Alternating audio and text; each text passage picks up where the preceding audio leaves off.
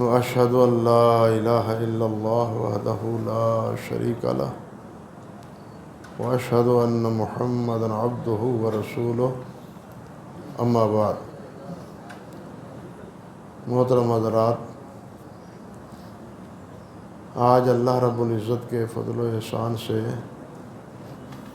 پہلے سورۃ التوبہ اور اس کے بعد سورۃ یونس وہ مکمل ہوئی ہے. جس طرح کہ کل میں نے آپ سے عرض کیا تھا کہ سورۃ توبہ کے اس آخری حصے میں سارا بیان ہے غزوہ تبوک کا. یہ غزوہ تبوک نبی علیہ الصلوۃ والسلام کی حیات طیبہ کا ایک بڑا ہی اہم غزوہ ہے. نبی علیہ الصلوۃ والسلام نے 8 ہجری میں کچھ حضرات دعوت و تبلیغ کے لیے شام کے سرحدوں پر جو قبائل آباد تھے ان کو دین کی دعوت دینے کے لیے کچھ صحابہ کرام کو روانہ فرمایا. مگر ان قبائل نے جو کہ عیسائیت کے پیروکار تھے انہوں نے آپ کے ان نمائندوں کو شہید کر دیا. نبی علیہ الصلوۃ والسلام نے اسی اثناء میں بصرہ کا جو نمائندہ تھا روم کی طرف سے، شاہ روم کی طرف سے، اس کی طرف دعوت کا خط لکھا. لیکن اس کے دل و دماغ میں بھی ایک تکبر کا بھوت سوار تھا. اس نے بھی نبی صلی اللہ علیہ وسلم کے اس ایلچی کو، اس سفیر کو شہید کر دیا. حالات کی نزاکت کا آپ اندازہ فرمائیں کہ روم اس وقت واحد سپر طاقت بن چکا تھا. روم کے مقابلے میں ایران شکست سے دوچار ہو چکا تھا. آج امریکہ کی طرح اس وقت واحد قوت ابھر کے روم کی لوگوں کے سامنے آئی تھی، اور عیسائیوں کو اسی وجہ سے یہ ظلم تھا اور یہ کبر تکبر تھا اپنی بڑائی کا، جس کی وجہ سے انہوں نے نبی علیہ الصلوۃ والسلام کے ان تمام نمائندوں کو شہید کیا. نبی علیہ الصلوۃ والسلام نے پہلے تو بصرہ کے کی طرف 3000 کا لشکر روانہ کیا اپنے شہداء کے بدلے کے لیے، اور اس کی کمان حضرت اسامہ رضی اللہ تعالی عنہ کے ہاتھ میں تھی. اللہ اکبر کبیرہ. مگر آگے جو ٹکراؤ ہوا، مقابلہ ہوا ان 3000 کا، وہ 1,00,000 کی فوج کے ساتھ تھا. اندازہ کیجیے، ایک کے مقابلے میں 30 سے 33 بنتے ہیں تقریباً. حضرت اسامہ بھی شہید ہوئے، پھر حضرت جعفر طیار بھی شہید ہوئے، پھر حضرت خالد رضی اللہ تعالی عنہ انہوں نے کمان پکڑی، اور ان کی ایک حکمت عملی کی وجہ سے اللہ سبحانہ و تعالی نے بصرہ کے جو نمائندے تھے ایرانی، ان کے دلوں میں مسلمانوں کی ہیبت وہ طاری کر دی کہ یہ مٹھی بھر لشکر صبح سے شام سے لڑ رہا ہے. اگلے روز انہوں نے یہ حکمت عملی اختیار کی کہ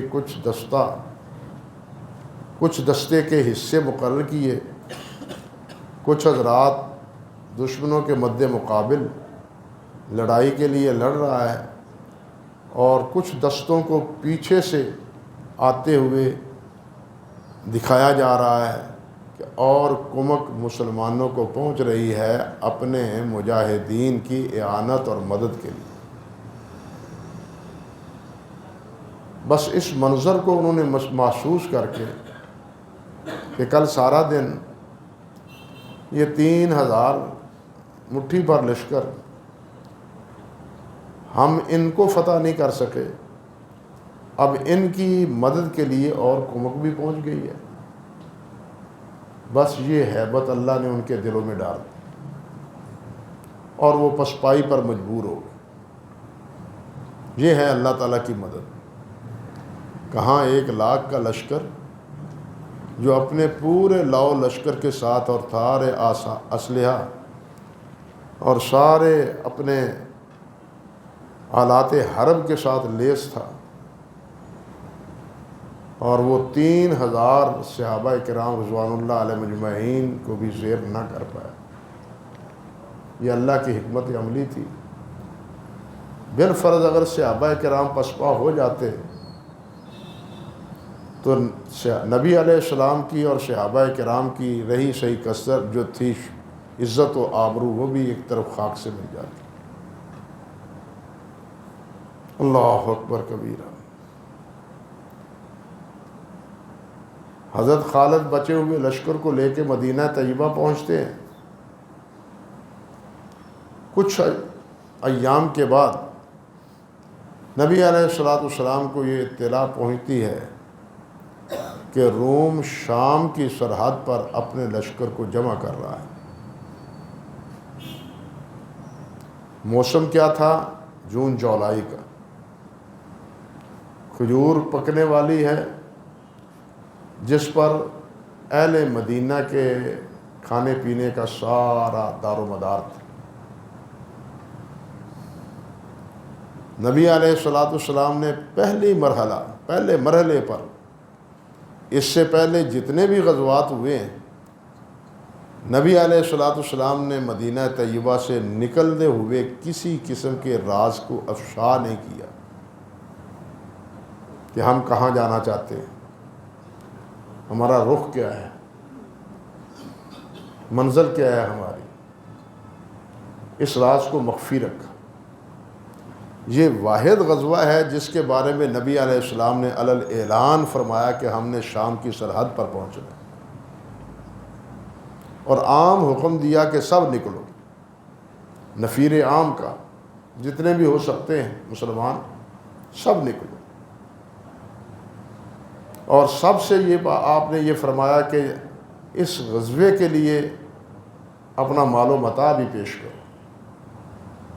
یہی وہ موقع ہے جس موقع پر حضرت عثمان غنی رضی اللہ تعالیٰ عنہ نے اتنی اشرفییں نبی علیہ السلام کے دامن میں لا کے انڈیل دی، اونٹوں کے علاوہ تقریباً 300 اونٹ ان کے علاوہ، کہ نبی علیہ السلام ان اشرفیوں کو اپنے دامن میں اچھال رہے ہیں اور فرما رہے ہیں کہ آج کے بعد عثمان کو کوئی بھی عمل عثمان کے لیے ضرر کا باعث نہیں بنے گا۔ اسی موقع پر حضرت عمر فاروق رضی اللہ تعالیٰ عنہ نے اپنے گھر کا آدھا اثاثہ لا کے نبی علیہ السلام کی خدمت پیش کی، اور اسی غزوے میں حضرت ابوبکر صدیق رضی اللہ تعالیٰ عنہ نے اپنے گھر کا سارا اثاثہ لا کے آپ کی خدمت میں پیش کر دیا۔ بعض صحابہ کرام وہ بھی تھے، اللہ اکبر کبیرہ، جو رات کو مزدوری کرتے تھے یہودیوں کی، اور ان سے جو کھجوریں ملتی تھیں ان کھجوروں کو لا کے نبی علیہ السلام کی خدمت میں صبح پیش کر دیتے کہ ہمارا حصہ یہ ہے۔ یہ کیفیت تھی۔ اب جتنے ساتھی تیار ہوئے ان کے بارے میں لکھا ہے مورخین نے کہ ان کی تعداد 30,000 تھی۔ اتنی تعداد میں پہلی بار نبی علیہ السلام اپنے ساتھیوں کے ہمراہ دشمن کے مقابلے کے لیے نبی علیہ السلام نکلتے ہیں، اور پوزیشن یہ ہے کہ سواریاں بھی مکمل نہیں ہیں اور کھانے پینے کا انتظام بھی مکمل نہیں۔ کھانے پینے کا انتظام بھی مکمل نہیں، سواریاں بھی مکمل نہیں۔ اور صحابہ کرام آ کے عرض کرتے ہیں کہ جناب ہم جانے کے لیے آمادہ ہیں، ہمارے پاس سواری نہیں۔ نبی علیہ السلام فرماتے ہیں کہ میرے پاس تو خود سواری نہیں، جتنی سواریاں ہیں وہ ہر ایک کے حصے میں آ چکی، ایک ایک اونٹ پر 2 3 باری باری سوار ہوتے تھے۔ اور وہ حضرات نبی علیہ السلام کی مجلس مبارک سے روتے ہوئے، آپ دیدہ ہوتے ہوئے اٹھتے ہیں کہ آج ہمارے پاس سواری ہوتی تو ہمیں بھی نبی علیہ السلام کی رفاقت میں اس جہاد میں ہم بھی اپنی خدمات پیش کرتے۔ پھل پکنے کو آیا ہوا ہے، اور یوں سمجھیے کہ مدینہ طیبہ سے تقریباً 1000 میل کی مسافت پر شام کی سرحد پر پہنچنا ہے۔ باپیادہ سفر ہے، اونٹوں کا سفر ہے، آج کا سفر نہیں، موٹر وے کا، اونٹوں کا سفر ہے۔ کھانے پینے میں بھی کمی، حتیٰ کہ پانی کی بھی کمی۔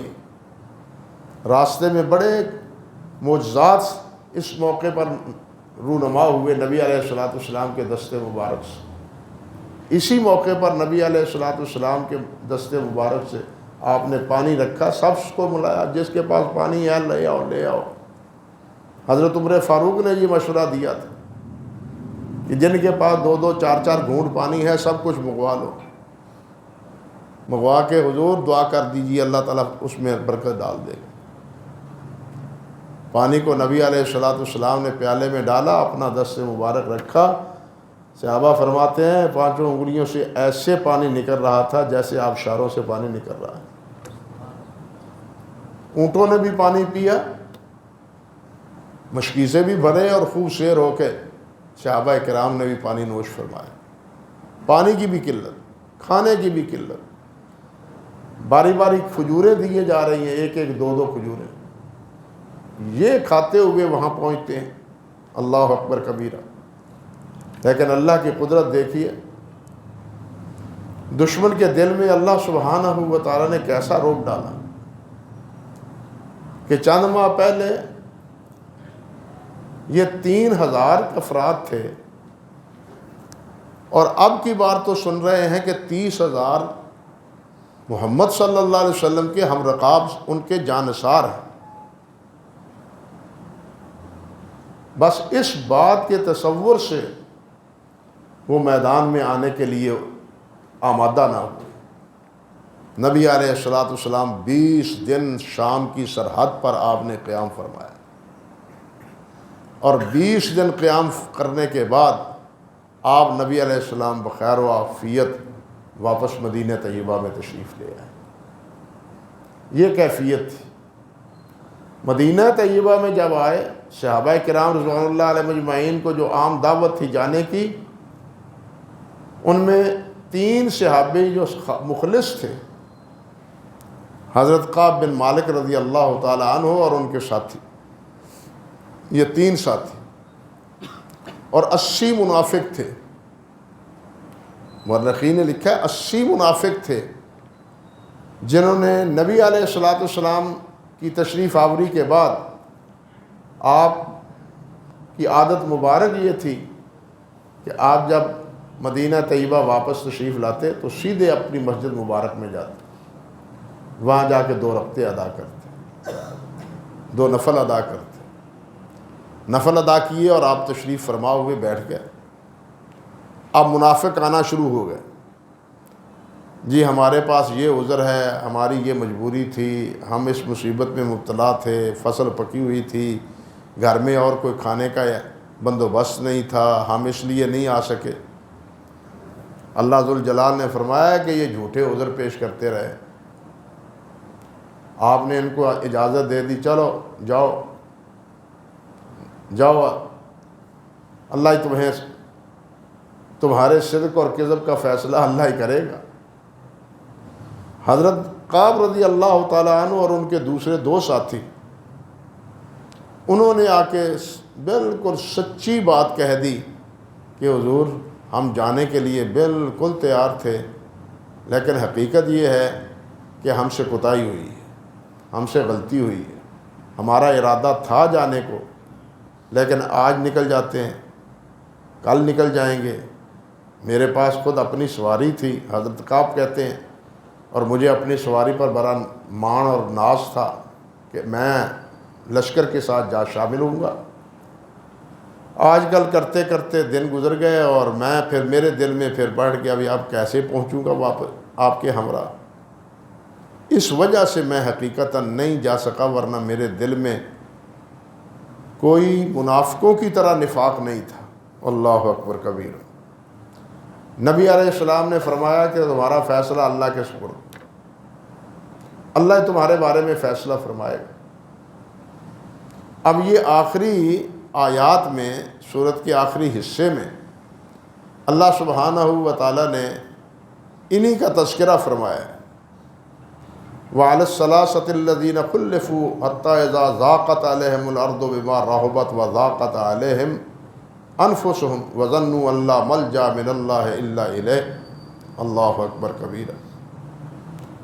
اللہ ذوالجلال فرماتے ہیں کہ نبی علیہ السلام سے جب انہوں نے صدق دل سے اپنی حقیقت کا اظہار کر دیا اور آپ نے یہ فرما دیا کہ اللہ تعالیٰ فیصلہ فرمائیں گے تمہارے بارے میں، ہم کچھ نہیں کہہ سکتے۔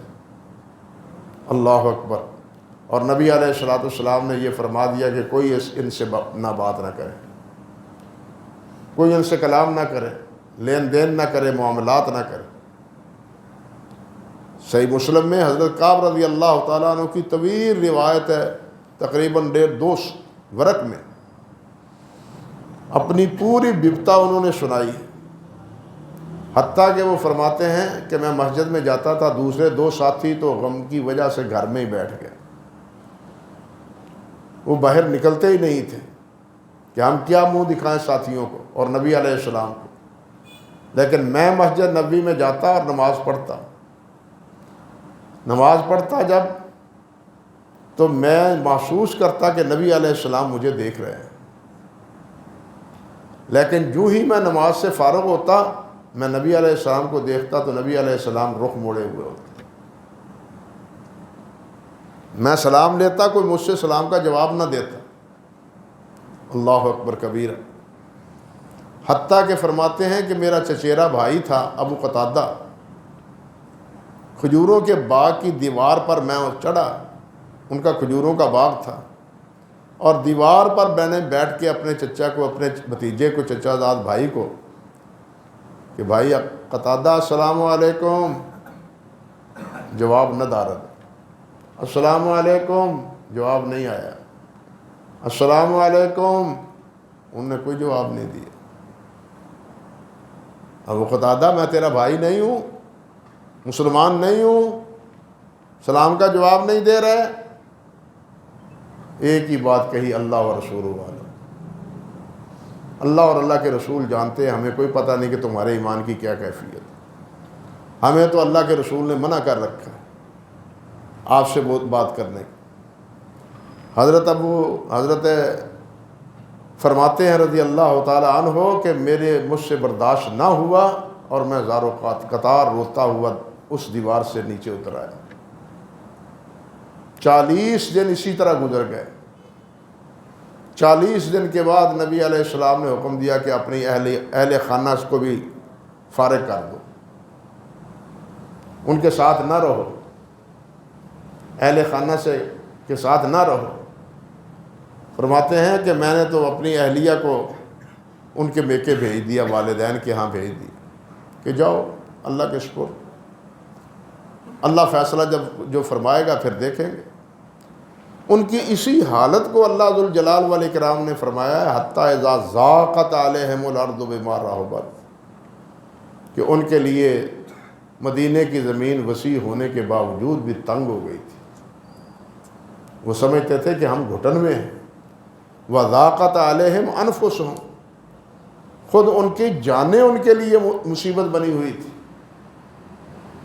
وہ اپنے آپ کو اپنے اندر خود گھٹن محسوس کرتے تھے، گویا انسان جس طرح موت و حیات کی کشمکش میں ہوتا ہے کہ ایسے ماحول میں رہنا کیا ہے، جینا کیا ہے۔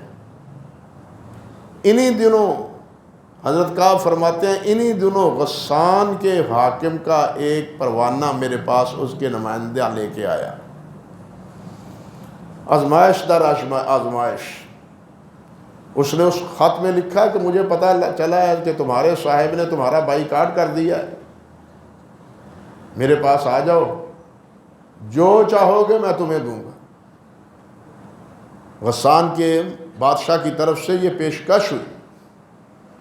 حضرت کعب نے وہ خط پڑھا، اللہ اکبر کبیرہ، تو اور پریشان ہوئے اور اس خط کو اٹھا کے تندور میں پھینک دیا۔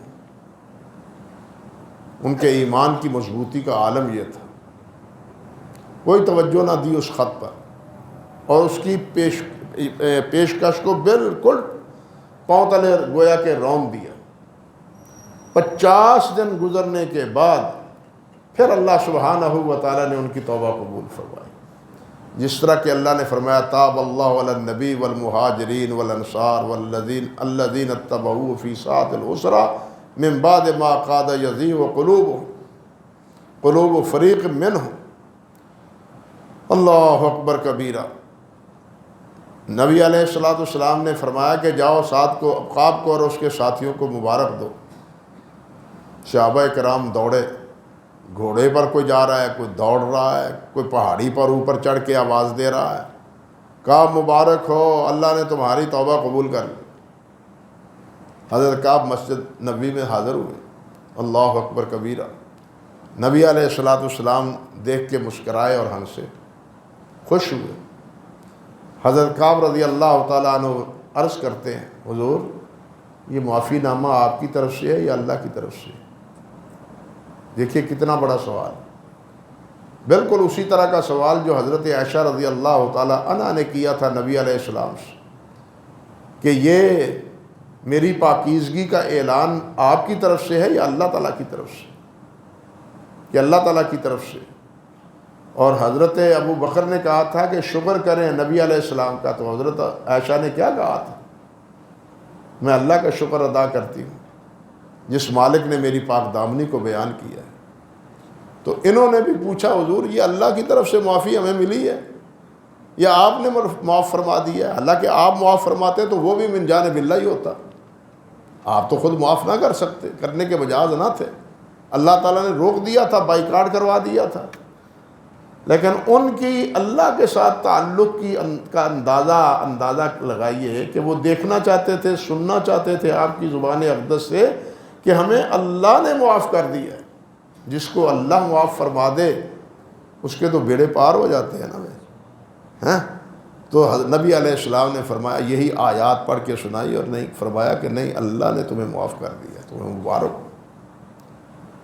اللہ، حضرت کعب کہتے ہیں حضور میرا جتنا مال ہے میں سب صدقہ اللہ کی راہ میں کرتا ہوں، اللہ نے مجھے معافی دے دی ہے تو میں اس کے بدلے میں اللہ کی راہ میں اپنا سارا مال خرچ کرتا ہوں، صدقہ کرتا ہوں۔ نبی علیہ السلام نے فرمایا نہیں، سارا مال صدقہ نہ کرو، کچھ اپنے پاس رکھو، پھر مانگتے پھرو گے، سوال کرتے پھرو گے، کچھ اپنے لیے رکھو۔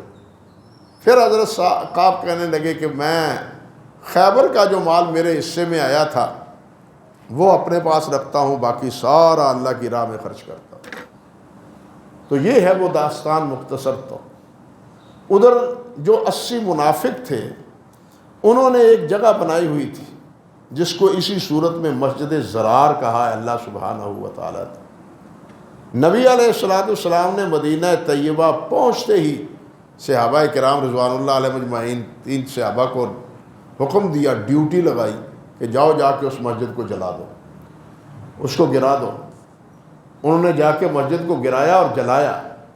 یہ مسجد قباء کے پاس، جہاں مسجد قباء ہے نا، مسجد قباء سے اگر آپ جائیں، یہ کہنا چاہیے جنوب مغرب کے کونے میں، تو زیادہ سے زیادہ 1 کلومیٹر کی مسافت پر آج بھی اس کے آثار موجود ہیں منافقوں کی اس مسجد کی۔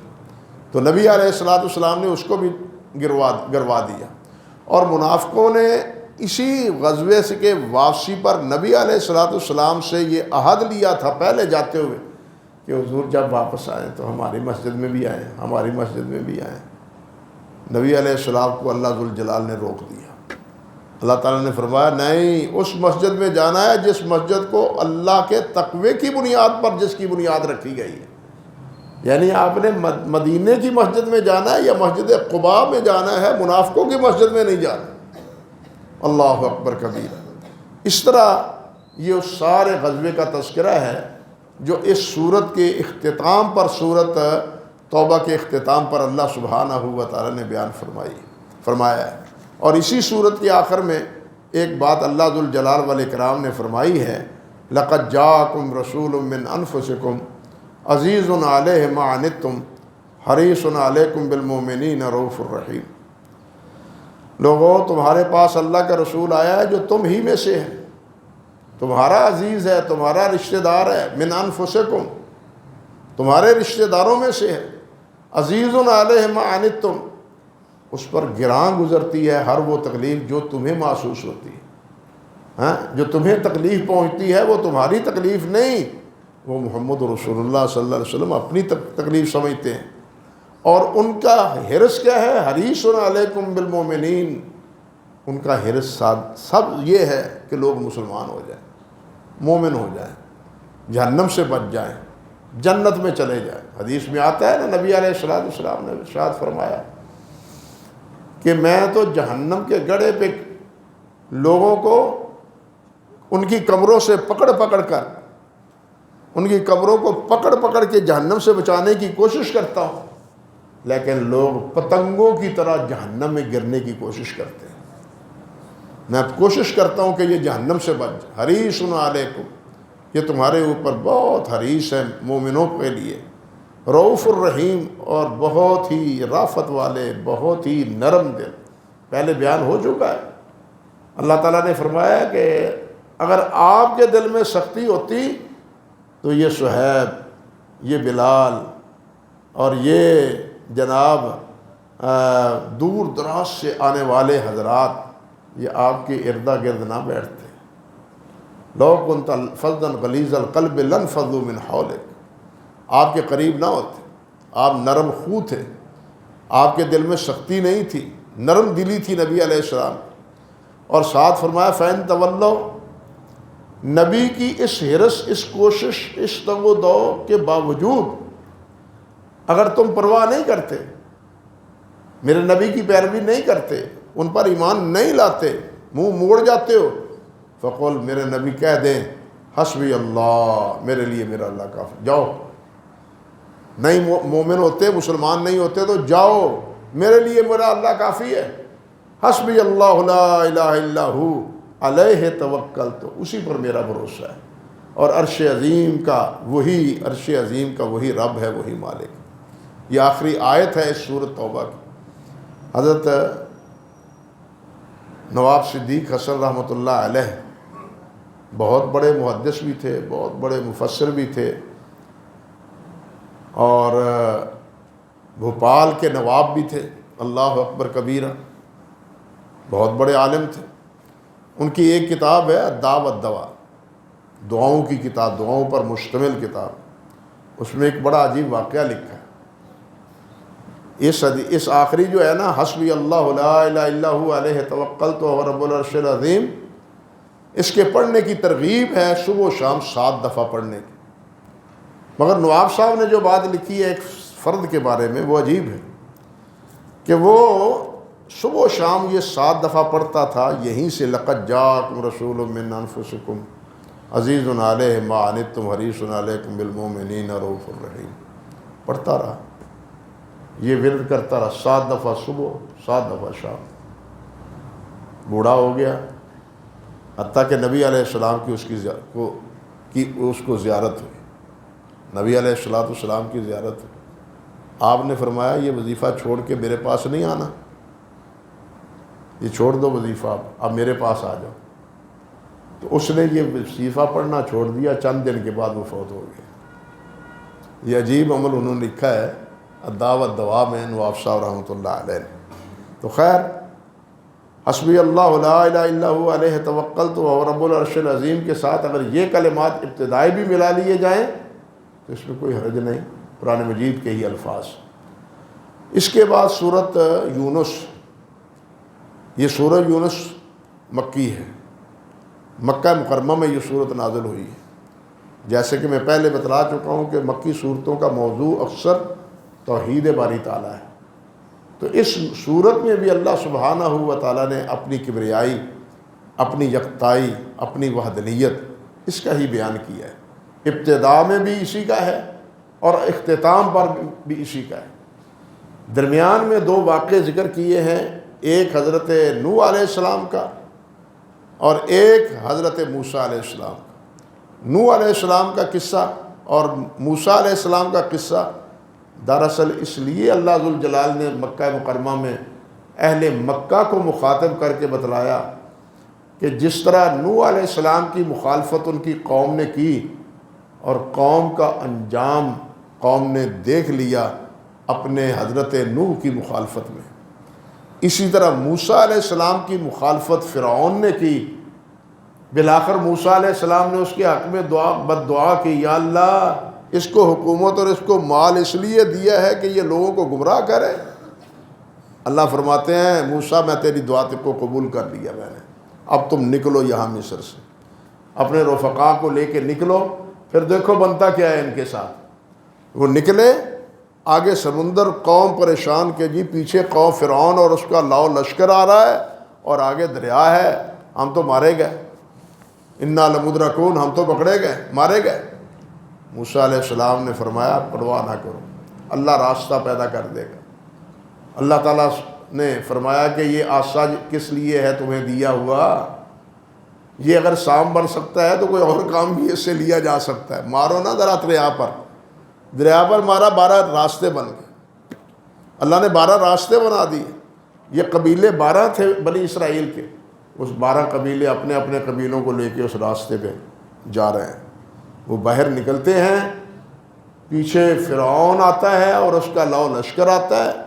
وہ جب عین دریا کے درمیان میں پہنچ جاتا ہے، اللہ حکم دیتے ہیں چل پہ ہی جلا کھلو گیا سے ان ٹور پہ، ہاں وہ دریا ٹر پیا، پانی بہنے لگا تو فرعون اللہ معاف فرمائے ہوتے کھانے لگا، کہنے لگا آمن تو میں ایمان لے آیا اس رب کے پاس ساتھ جو رب موسیٰ اور ہارون کا رب ہے۔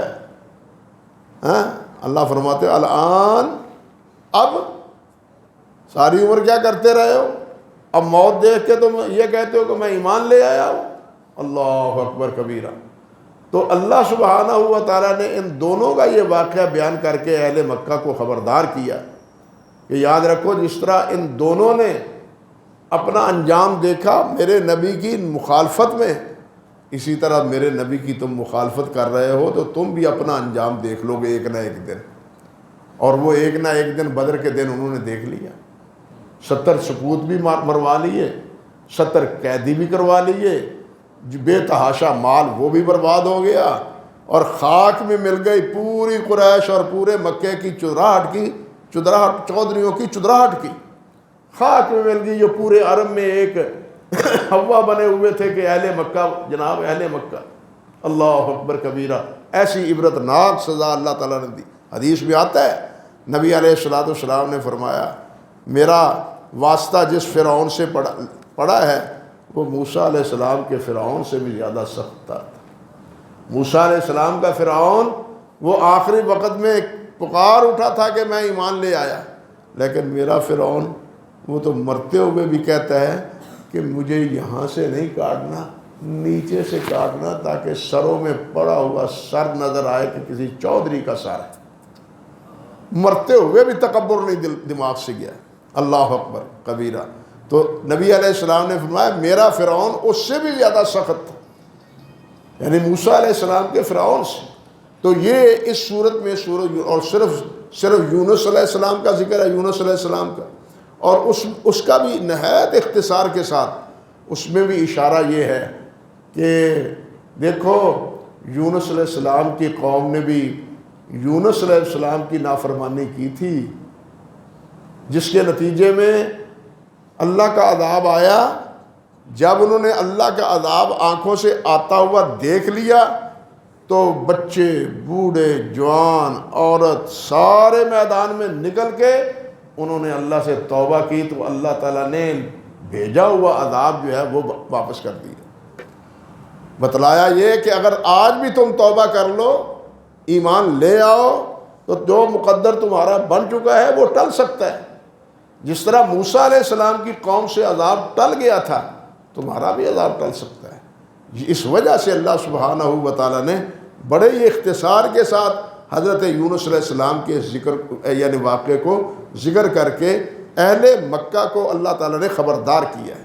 جس طرح میں نے عرض کیا کہ اس صورت میں قرآن مجید کے بارے میں، توحید کے بارے میں، خود نبی علیہ السلام کی سچائی اور حقانیت کے بارے میں مختلف اسالیب سے اللہ تعالیٰ نے یعنی آیات میں بیان فرمائی ہیں۔ اور آخری رکوع کی اختتام پر، آخری یعنی رکوع میں اللہ سبحانہ و تعالیٰ نے ساری صورت کا موضوع کا خلاصہ بیان کر دیا ہے، جس میں اللہ فرماتے ہیں قُلْ يَا أَيُّهَا النَّاسُ إِن كُنتُمْ فِي شَكٍّ مِّن دِينِي فَلَا أَعْبُدُ الَّذِينَ تَعْبُدُونَ مِن دُونِ اللَّهِ۔ اے میرے نبی محمد صلی اللہ علیہ وسلم، ان لوگوں سے فرما دیں آپ کہ اگر تم میرے دین میں تمہیں کوئی شک ہے، نبی علیہ السلام کے دین میں کے بارے میں وہ شک کرتے تھے، وہ کہتے تھے ما سمعنا بہذا فی الملۃ الآخرہ، یہ کون سا دین ہے؟ ہم نے اس قسم کی باتیں کسی اور دین میں سنی ہی نہیں، یہ محمد نے ان ھذا الا اختلاق، یہ محمد نے اپنی طرف سے بنا لی ہیں، اس شک میں پڑے ہوئے تھے۔ اللہ ذوالجلال نے فرمایا میرے نبی ان سے فرما دیں کہ اگر تمہیں میرے دین کے بارے میں شک ہے تو سن لو میرا دین کیا ہے۔ میں کہتا کیا ہوں؟ میں کہتا ہوں لا اعبد الذین تعبدون من دون اللہ، اللہ کے علاوہ جن کی تم عبادت کرتے ہو میں ان کی عبادت نہیں کرتا، ولیکن اعبد اللہ الذی یتوفاکم، میں اس اللہ کی عبادت کرتا ہوں جس کے ہاتھ میں موت و حیات ہے، جس کے موت و حیات ہے۔ جن کی تم عبادت کرتے ہو وہ تو مرنے والے ہیں، وہ تو مردہ ہیں۔ ان الذین تدعون من دون اللہ اموات غیر احیاء، جن کی تم پوجا کرتے ہو وہ تو مرے ہوئے ہیں یا مرنے والے ہیں، ان کو موت آنے والی ہے، وہ زندہ نہیں رہیں گے، موت آنے والی ہے، غیر احیاء، زندہ نہیں رہیں گے وہ۔ اس لیے عبادت اس کی جو زندہ ہے، جو حی قیوم ہے۔ وَأُمِرْتُ أَنْ أَكُونَ مِنَ الْمُؤْمِنِينَ، اور مجھے حکم دیا گیا ہے کہ اے میرے محمد صلی اللہ علیہ وسلم تم مان لو، ایمان لے آؤ۔ وَأَنْ أَقِمْ وَجْهَكَ لِلدِّينِ حَنِيفًا وَلَا تَكُونَنَّ مِنَ الْمُشْرِكِينَ، اور اپنے آپ کو دین حنیف کا پابند بنا لو، نہیں کوئی ساتھ دیتا نہ دے لیکن تم اللہ کے ہو کے رہ جاؤ، یہ ہے دین حنیف۔ وَلَا تَكُونَنَّ مِنَ الْمُشْرِكِينَ، اور شرک کرنے والوں میں سے نہ بنے۔ فرمایا وَلَا تَدْعُ مِن دُونِ اللَّهِ، اور اللہ کے علاوہ دوسروں کو بالکل نہ پکارو، ان سے مدد نہ مانگو۔ مَا لَا يَنْفَعُكَ وَلَا يَضُرُّكَ، جو نہ تمہیں نفع دے سکتے ہیں جو نہ تمہیں نقصان دے سکتے ہیں۔ نفع نقصان کا مالک کون ہے؟ وہ اللہ ہے۔ بھائی یہ ہم نماز پڑھتے ہیں نا تراویح کی، تو تراویح کی نماز میں کیا پڑھتے ہیں؟ دعا پڑھتے ہیں نا قاری صاحب، جو حضرت حسن رضی اللہ تعالیٰ عنہ کو نبی علیہ السلام نے سکھائی تھی کہ وطروں میں یہ دعا پڑھو۔ اس میں کیا ہے؟ اس میں ایک جملہ یہ ہے فَإِنَّكَ تَقْضِي وَلَا يُقْضَى عَلَيْكَ، یا اللہ فیصلہ تیرا چلتا ہے، تیرے اوپر کسی کا فیصلہ نہیں چلتا، سارے فیصلے تیرے چلتے ہیں، تیرے اوپر کسی کا فیصلہ نہیں۔ ساڈے اندر لیکھاں جو میخ مجی وجی ہوئے تو جناب انہوں ہی کٹ دیں دے رہے، اِنَّا لِلَّهِ وَإِنَّا إِلَيْهِ رَاجِعُونَ۔ نبی علیہ السلام نے فرمایا فَإِنَّكَ تَقْضِي وَلَا يُقْضَى عَلَيْكَ فَإِنَّهُ لَا يَذِلُّ مَن وَالَيْتَ وَلَا يَعِزُّ مَنْ عَادَيْتَ، جس کو تو عزت دے اس کو کوئی نقصان نہیں پہنچا سکتا، اور جس کو تو ذلت دے اس کو کوئی عزت دے نہیں سکتا۔ یہ کس کا اختیار ہے؟ اللہ کا۔ یہاں بھی وہی فرمایا مَا لَا يَنْفَعُكَ وَلَا يَضُرُّكَ، جو تمہیں نفع نہیں دے سکتا، جو تمہیں نقصان نہیں پہنچا سکتا، آپ اس کو نہیں پکارنا، ان کی عبادت نہیں کرتی۔ فرمایا فَإِنْ فَعَلْتَ فَإِنَّكَ إِذًا مِّنَ الظَّالِمِينَ، اگر آپ نے ایسا کیا تو آپ ناانصافوں میں سے ہوں گے۔ فرمایا وَإِنْ يَمْسَسْكَ اللَّهُ بِضُرٍّ فَلَا كَاشِفَ لَهُ إِلَّا هُوَ، غور کیجئے کہ کتنے واشگاف الفاظ میں یہ باتیں اللہ نے ارشاد فرمائی. فرمایا اگر اللہ تمہیں کوئی نقصان پہنچانا چاہے فلا کاشف لہ الا ہو، اللہ کے علاوہ اس کو کوئی دور کرنے والا ہے نہیں. اگر اللہ تعالیٰ تمہیں نقصان پہنچانا چاہے تو اللہ کے علاوہ کوئی اس کو دور کرنے والا نہیں. وَإِن يُرِدْكَ بِخَيْرٍ فَلَا رَادَّ لِفَضْلِهِ، اور اگر اللہ تعالیٰ تمہیں کوئی بھلائی، خیر، نیک نامی، عزت، وقار دینا چاہے تو فَلَا رَادَّ لِفَضْلِهِ، تو اللہ کے فضل کو کوئی روکنے والا نہیں. اللہ نے نبوت دی ہے نا، یہ اللہ کا فضل ہے نا. مکے والے سارے دشمن تھے نا، یہ بات نہیں مانی نا، تو کیا اللہ تعالیٰ نے نبوت روک لی؟ سب کی مخالفت کی پرواہ اللہ نے نہیں کی. نہیں مانتے نہ مانو، لیکن یہ میں نے نبی بنایا ہے، نہیں مانو گے نقصان تمہارا ہوگا. اس لیے اللہ فرماتے ہیں وَإِن يُرِدْكَ بِخَيْرٍ فَلَا رَادَّ لِفَضْلِهِ يُصِيبُ بِهِ مَن يَشَاءُ، جس کو چاہتا ہے اللہ تعالیٰ یہ بھلائی عطا فرما دیتا ہے، اور وہی بخشنے والا ہے اور وہی رحم کرنے والا ہے. تو اس طرح آخری رکوع میں گویا ساری صورت کا خلاصہ اللہ تعالیٰ نے بیان کر دیا کہ نفع نقصان کا مالک اللہ ہے، عبادت کے لائق اللہ ہے. اللہ وہ ہے جو حی القیوم ہے، جن کو موت آنے والی ہے وہ عبادت کے لائق نہیں ہے. ساری صورت کا خلاصہ گویا کہ آخری رکوع میں اللہ سبحانہ و تعالیٰ نے اس طرح بیان فرما دیا. اللہ ذوالجلال، یہ دیکھیے نا آخر میں پھر اللہ وَاتَّبِعْ مَا يُوحَىٰ إِلَيْكَ وَاصْبِرْ حَتَّىٰ يَحْكُمَ اللَّهُ وَهُوَ خَيْرُ الْحَاكِمِينَ. اللہ آخری بات کہتے ہیں بس جو میں نے تمہیں بتلا دیا اس کی پیروی کرو، کوئی پرواہ نہ کرو. مخالفت کوئی کرتا ہے کرے، لڑتا ہے لڑے، لیکن آپ کا کام ہے میرے حکم کی تعمیل، میرے حکم کی پیروی. وَاتَّبِعْ مَا يُوحَىٰ إِلَيْكَ وَاصْبِرْ حَتَّىٰ يَحْكُمَ اللَّهُ. یہ جتنی مخالفتیں کرتے ہیں، جتنی لڑائیاں لڑتے ہیں، جتنے تانے دیتے ہیں اور جتنی یہ تشنیع کرتے ہیں، اس پر آپ صبر کریں. وَاصْبِرْ، صبر کریں. حَتَّىٰ يَحْكُمَ اللَّهُ، تاکہ اللہ کا فیصلہ آ جائے. اللہ کا فیصلہ آ جائے گا ان کے بارے میں. وَهُوَ خَيْرُ الْحَاكِمِينَ، اور وہی بہترین فیصلہ کرنے والا ہے. اللہ کا فیصلہ جب آئے گا تو پھر ان کو مہلت نہیں ملے گی، اور یہ ساری دنیا کے لیے عبرت کا نشان بن جائیں گے، اور بنایا اللہ تعالیٰ نے ان کو. تو یہ ہے اس صورت کا خلاصہ. اگلی صورت ہے صورت ہود. اللہ نے چاہا تو انشاءاللہ اس کے بارے میں کل بات کریں گے. اللہ تعالیٰ قاری صاحب کو پڑھنے کی بھی، ہمیں سننے کی اور عمل کرنے کی بھی اللہ ہم سب کو توفیق عطا فرمائے. وآخر دعوانا ان الحمد للہ رب العالمین.